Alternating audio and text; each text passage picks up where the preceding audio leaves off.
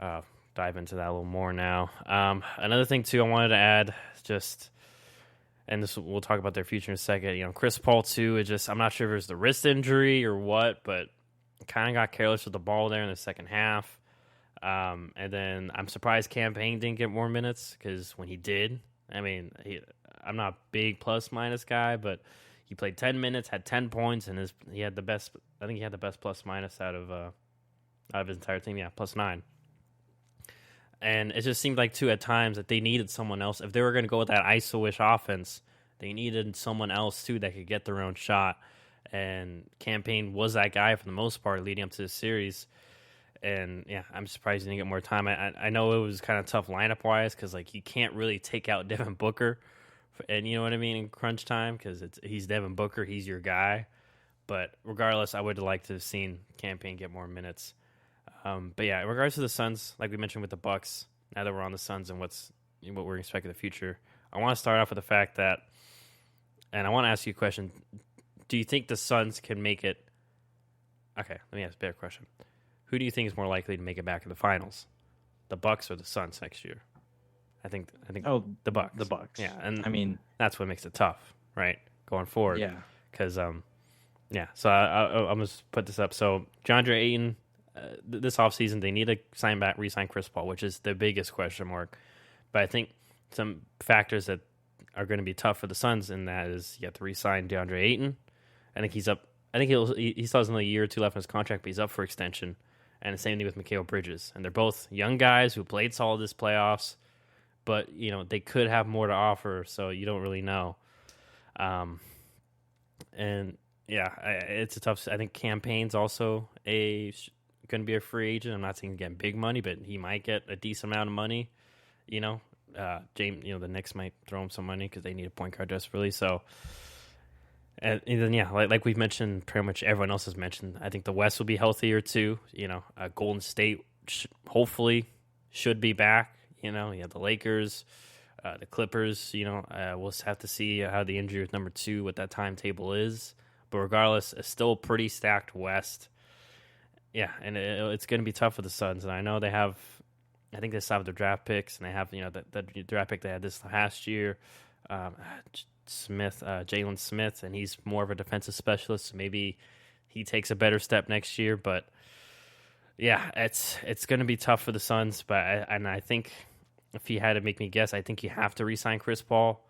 But once again, I don't know the money he's commanding. If he's commanding another max, I wouldn't sign him, but I don't know. It's tough. But yeah. What are your thoughts on the Suns? Their performance and what's to come for them for next year? The Suns they're in a really tough spot. As much as I really was loving their playoff run, just if we're being realistic, they played an unhealthy Lakers team, they played an unhealthy Nuggets team, they played an unhealthy Clippers team. And next year, those teams are going to be healthy. The Warriors are going to be back. And I don't say that to try and discount the Suns' run because I had the beating the Lakers with them being healthy. So, and the Nuggets one that had happened, weeks before and all that stuff. And I still think they were good enough to beat the Clippers, if they were healthy, all that kind of stuff. So I don't say that to discount that, but I do say that to bring up the fact that next year it's going to be harder. Like it's the West. As much as I hate the whole East versus West kind of stuff, in the East, really, who do the Bucks have to worry about? It's the Nets. That's kind of it. Maybe the Sixers, but other than that, if the Sixers make a move, probably, but I don't think with Ben Simmons there, unless he, has a crazy jump shot or something. I don't know if they get much better. You never know with healthy Embiid too. We all forget that Embiid wasn't 100%, so maybe right. But continue. Yeah, Embiid's great, but in that matchup, both teams fully healthy. I'm still probably going to pick the Bucks to win. Obviously, but once again, even if you throw in the Sixers there, that's kind of it. Like that's the only 2 teams, unless like the Hawks or the Celtics or the Heat or one of these teams makes like a big move. I think the Bucks are still better than all of them. Same, the Knicks, you can throw them in there. So they have 2 teams, probably just one to worry about when it comes to coming out the East. The Suns, the Lakers are going to come back. The Clippers are going to come back, assuming Kawhi resigns or stays. The Warriors, they're going to get healthy with Clay. Nuggets, Jazz. They have so many assets too in Golden State. Wiseman, those 2 picks in the first round this year. I mean, they could take a big swing on somebody. The Nuggets, Jamal Murray's going to come back, and we know he's going to be motivated. And he was lights out in the playoffs in the bubble. So if he comes back even more motivated, even better. Michael Porter progresses, they could be better. The Jazz, I know that Donovan Mitchell, he's currently experiencing what a lot of young stars do, which is failing to live up to expectations. And we've seen with Giannis, that made him want it even more. And so I can only imagine where Donovan Mitchell is going to try and take his game. And maybe the Jazz try to make some moves to convince him to stay, like the Bucks did for Giannis. I mean, there's so many teams out west that could be a threat to the Suns. Obviously, I mean, the one team that might fall off would be like the Trailblazers, because we don't know what's going to happen with Damian Lillard. But if he's still there, maybe they make some trades, some moves to help surround that team with some more defense or something.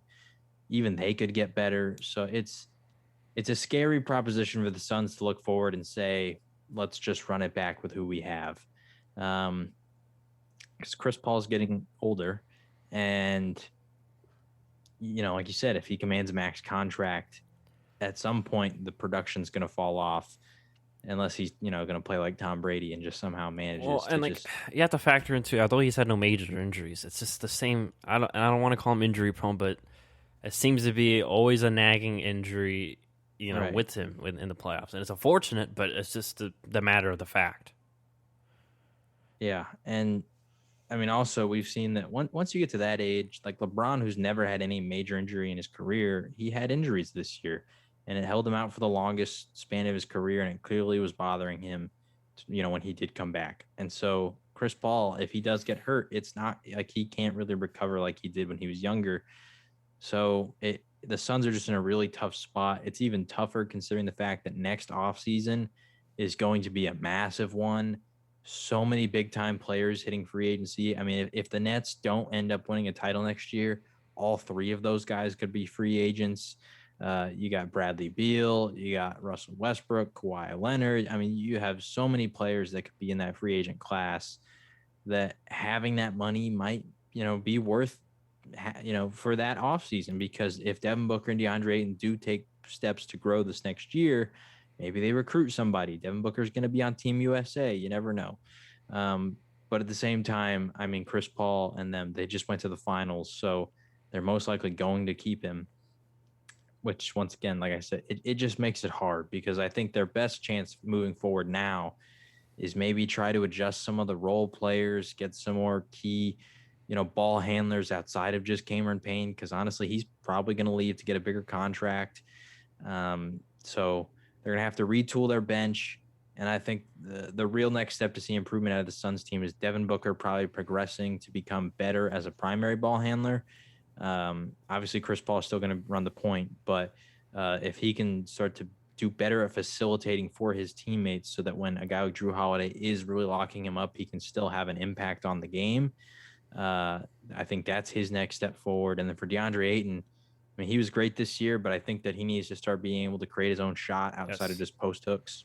Yes, he needs some sort of fadeaway or something, or even just a 3-ball, maybe to help the spacing. Developing some more moves, maybe a long mid-range, something to where, he can just have more options in his arsenal to attack the opposing team. Because as great as he was, and as much as he exceeded expectations this year and showed that he can be a dominant force in the NBA against the Bucks, against a guy like Giannis and Brook Lopez, and just the really good interior defense that they have, he got neutralized in some of these games, and then he got into foul trouble. So, I think that the natural next step for the Suns, also Mikal Bridges, I mean, he can start to develop his offensive game even more. The natural next step really is just internal growth, which is always a scary thought, but that's what the Bucks' next step was, outside of the Drew Holiday edition, and we saw that it ended up working out. So, maybe the Suns, in a few years, they'll be ready to go at it again. And the one thing I will add, actually, you take it. I forgot what point I was about to make. I was just gonna say, I don't know that you mentioned, and I don't think they're gonna let Chris Paul go. but maybe you get Kyle Lowry instead, kind of a similar skill set. Maybe not as good of a ball handler, but good defender. I would say more of a 3-point shooter too. You know, maybe grab him, and then you have more money, like you said, John, for next offseason to get a big fish in case things don't happen. Maybe they wait on the DeAndre Ayton extension too. So they have a little bit of flexibility, but they're going to have to pick a path and really stick to it and just hope it pans out. Because, I think we saw a little bit of Devin Booker being the main ball handler. I think that was game 1 of the Clippers series. He had that triple. Did he have a triple-double? I know he had double-digit assists. It was where Chris Paul was out. Yeah, so I think we've seen a glimpse of that. And now, can you do it for a whole season? A whole nother stories. And I think that's where, you get another ball handler. Obviously, I don't think anyone via the draft, but who knows? Maybe we've seen solid picks at, I think they had the first round pick this year, but we've seen solid picks at, 30, the Josh Hart's, DiVincenzo, I think was a late round pick, Malcolm Brogdon. So, credit.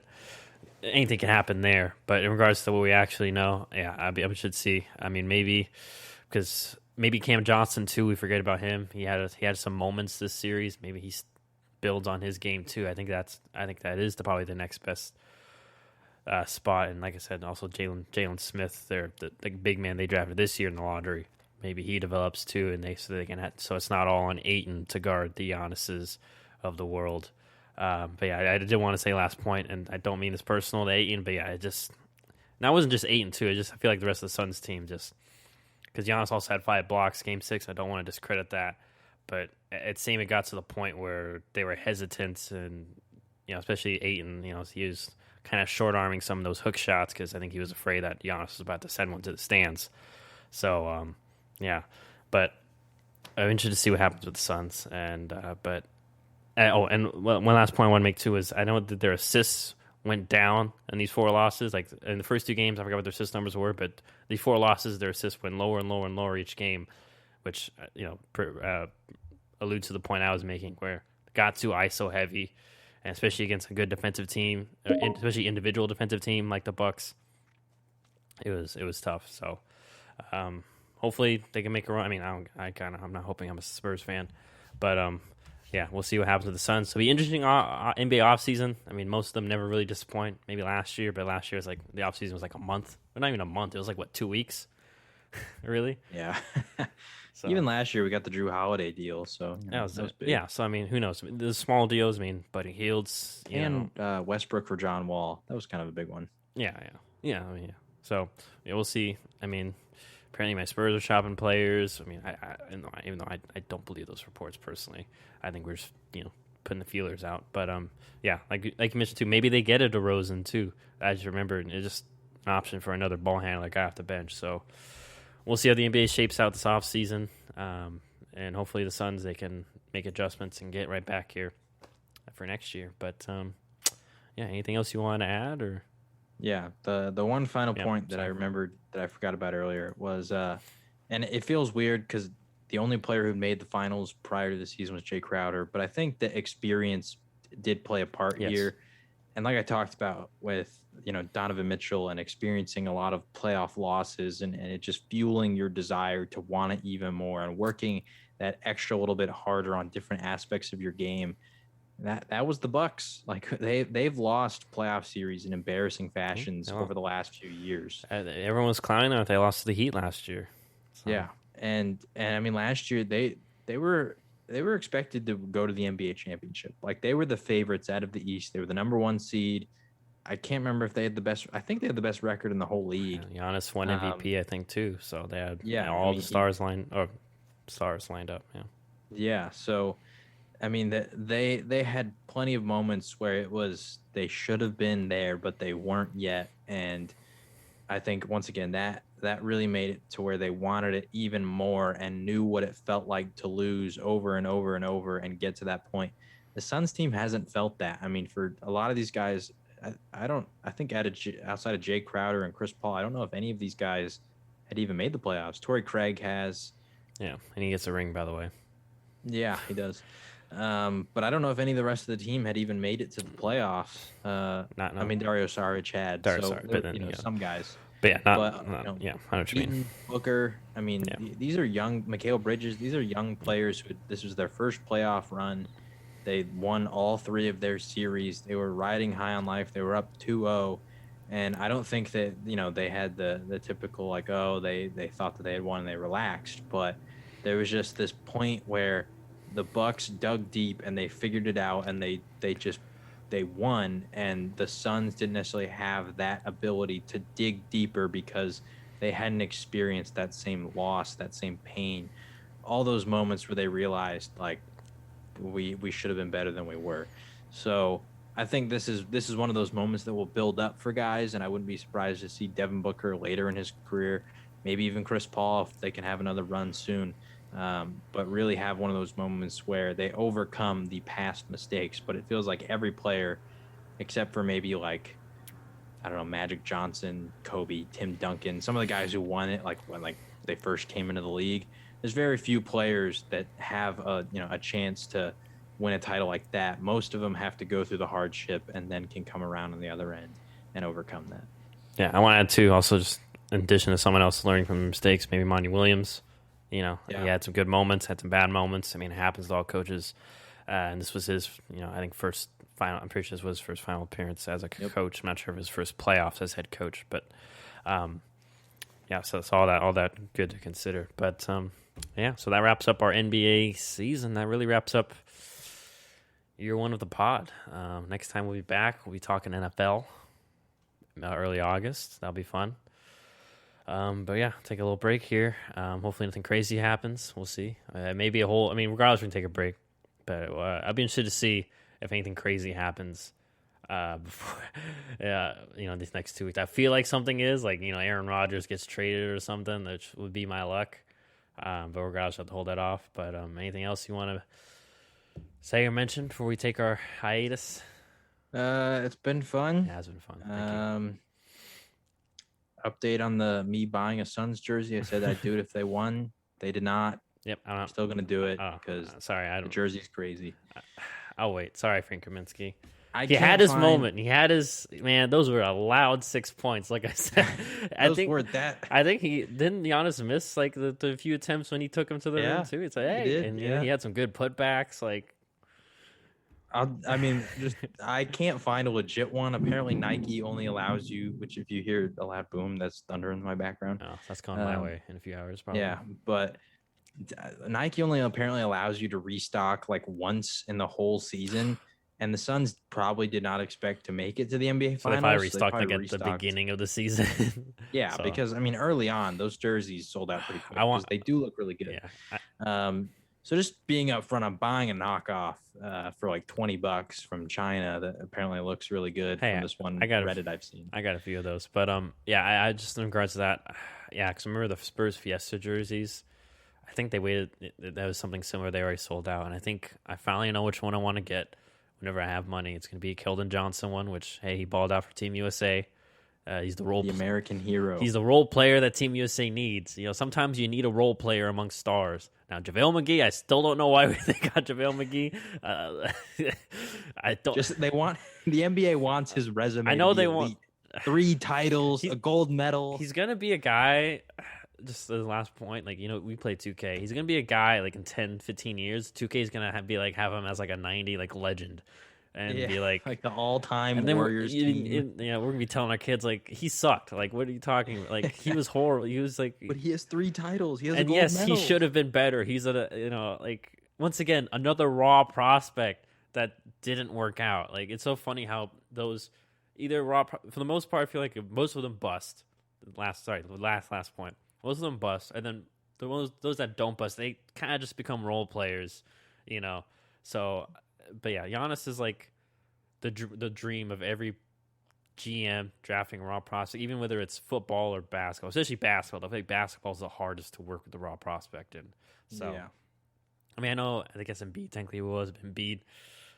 I think Embiid went to Kansas too. Yeah, he went to Kansas. Like, he had time. He went to actual places to kind of he he had people to help refine his skills, like you mentioned in Kansas. So, and some of the Jaylen Brown was third. Some of those guys get like the raw tag. If they're going like top 5 overall, it's clear that they actually have a lot of talent. That they're not as raw as they're being projected to be. Where like a guy like Giannis, it's like he was playing in Greece. He weighs like 100 pounds, and he's like 6'8", but he put up like 10 points a game in the Greece league playing for 1 year, and they're like, hey, maybe he'll be good.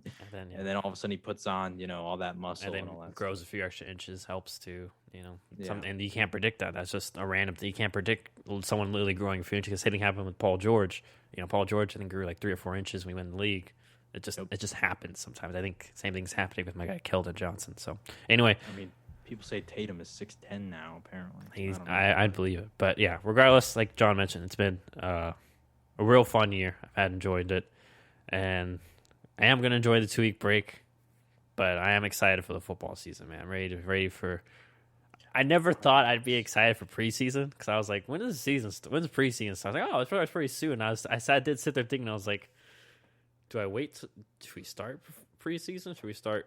If yes, like, no, I'm not going to want to wait till then. So, but anyways, all right, I'm going to cut this off now before we end up talking for another like an hour. But regardless, if you've been following, thank you for everyone for your support and such. Hopefully we can still get it going forward. Kind of put in our plugs as usual. At Shut Up and Ball Pod is our Instagram. Over 1,000 followers we have now. Everything's posting strong there. Building up the Facebook, which is just a page, which is just Shut Up and Ball. I think it's a page. And then John's been working on our Twitter, dealing with the Twitter muck, which is just at Shut Up and Ball. But yeah, we got some exciting stuff. Hopefully happening when we come back. I know we already got the new logo. Hopefully, maybe something else. I'll keep it a surprise, because I don't want to put pressure on that person to deliver in 2 weeks. Well, I'm working on a few other things too. Not really have a sponsor per se, but not a sponsor, but I want to call a partner. Partnership. So we may be showing off some stuff here, Shut Up and Ball. But regardless, been a great year, and hopefully, here's to another good one whenever we do come back. Everyone enjoy your summer. We're doing 2 weeks. Hopefully everyone's enjoyed the summer. Hope you continue to enjoy your summer. August is coming. School's coming back. So enjoy the last few weeks you have left, whether you're a kid, parent, whatever. Just, have fun. Enjoy your time. Responsibly, of course.